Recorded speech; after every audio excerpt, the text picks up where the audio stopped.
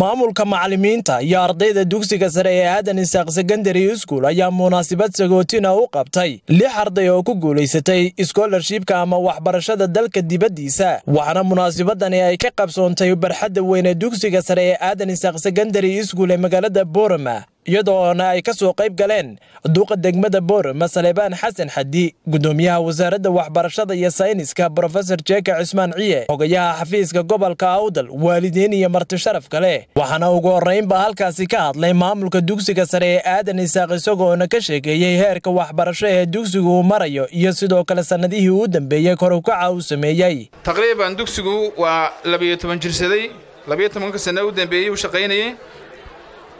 dugsigu wuxuu ka kooban yahay 13 fasal inta ardaydu ku dhigtaan iyo fasal u qalabaysan computerka oo ardaydu ay ku bartaan teknolojiyada halka ardaygu bareefad ka baran lahaa oo ka barto iskuulka gudihiisa dhowrkii sano u dambeysay 3 sano u dambeysay iskuulku dhinaca tayada iyo tiradaba kor u kac buu sameeyay aad u xoogan tirada iskuulku imika waxay maraysaa 730 arday ayaa jooga ilaa iyo 34 macallina way ka shaqo galaan ardayda sanadkan scholarka heshay waa 6 arday hal arday oo ku guuleystay scholar Malaysia iyo 5 arday oo ku guuleystay waxbarasho dalkan jaarkan ah Ethiopia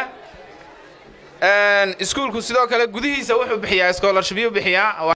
waxyaabaha kale iskuulka intan dambe aad iyo aad ugu soo biro xakamida waxbarashadii gabdhaha oo aad kor ugu kacday taqriiban 2 sano u dambeysay iskuulka waxa kaalmaha hore ku guuleysanayay gabdho dhankooga iyaguna waxa hadalka iska sii daba qaatay duqa degmada Boorama Saleebaan Xasan Xaddi gudoomiyaha wasaaradda waxbarashada iyo sayniska wasaaradda waxbarashada iyo sayniska Professor Jeeka Cismaan Ciye xogayaha xafiiska ardaydan scholarship-ka ku guuleysatay iyo sidoo kale macallimiintii gacanta ku soo hayay eerkan soo gaarsiiyay waxaan u mahadnaqaynaa cidda deeqda waxbarashada siisay ee ardaydeena hay u baxaysa maanta كل مرتنا نوتي من ده وحن كسر دوينينا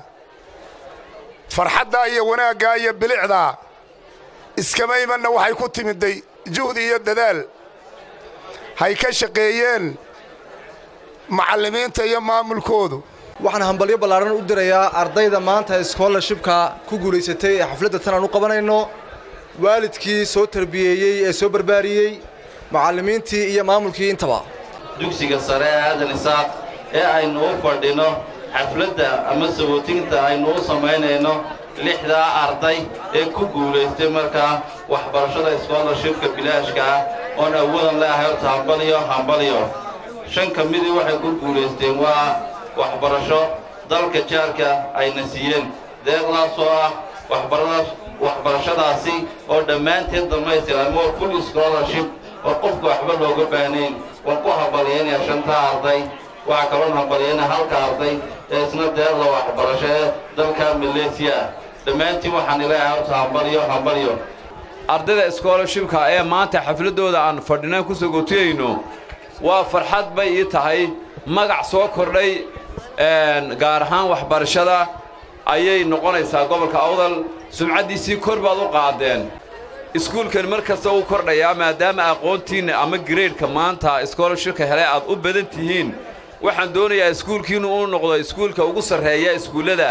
ee sheeda ka muuqda maanta kol hadaa tiin iskuulkii ugu badnaa ardayda scholarship-ka heshay inaan contribution ku daro دائما ما حلك إما ولي واحد بدل متر سنة إما لكن $500 إن كوسي دران دوني هدول على كونتريبيوشن أحمد موسى الشيخ حسن أحمد بوري تلفزيون عالمي أريال TV مقالة بورما